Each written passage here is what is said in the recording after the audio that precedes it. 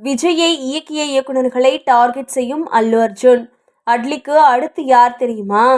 என்னதான் பச்சன்களும் கான்களும் நிறைந்த பாலிவுட் உலக அரங்குல இந்திய சினிமாவாக ஒரு காலகட்டம் வரை பார்க்கப்பட்டு வந்தாலும் அதுக்கப்புறமா இந்திய சினிமாக்கள் என்றால் அது மட்டும் இல்லை என்று புரட்டி போட்டது தென்னிந்திய சினிமா.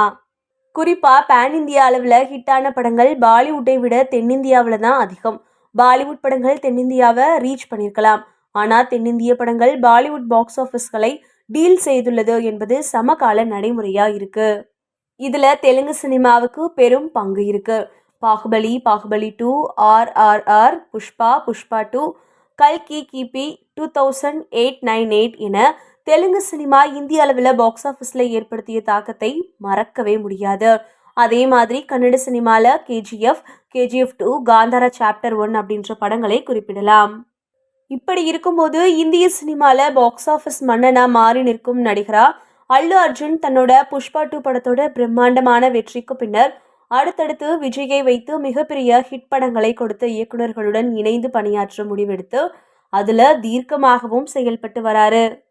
அதாவது புஷ்பா 2 படத்தோட வெற்றிக்கு பின்னர் இயக்குனர் அட்லியோட இணைந்து பணியாற்றி வராரு. இந்த படத்தை சன் பிக்சர்ஸ் நிறுவனம் தயாரித்து வருது. இந்த படத்துல அல்லு அர்ஜுனுக்கு மட்டும் ரூபாய் 175 கோடிகள் சம்பளம் அப்படின்னு கூறப்படுது. அதே மாதிரி அட்லிக்கு மட்டும் ரூபாய் 100 கோடிகள் சம்பளம் அப்படின்னு கூறப்படுது. இந்த படம் சூப்பர் ஹீரோ சப்ஜெக்ட் அப்படின்னு கூறப்படுது. இது மட்டும் இல்லாம படம் பெரிய அளவுல கிளிக் ஆனா சர்வதேச அளவுல படத்தை எடுத்து செல்ல படக்குழு திட்டமிட்டுள்ளதாக கூறப்படுது. இப்படி இருக்கும்போது நடிகர் அல்லு அர்ஜுன் அட்லி படத்தை முடிச்சுட்டு இயக்குனர் லோகேஷ் கனகராஜோட இணைந்து பணியாற்ற திட்டமிட்டிருக்காராம். இதுக்காக லோகேஷ் கனகராஜுக்கு அல்லு அர்ஜுனே நேரடியா போன் பண்ணி 2 பேரும் சேர்ந்து படம் பண்ணலாமா அப்படின்னு கேட்டிருக்காரு. அல்லு அர்ஜுனே இப்படி கேட்டிருக்கதால லோகேஷ் கனகராஜ் தற்போது செம்ம குஷியா கதையை தயார் செய்து கொண்டிருக்காராம்.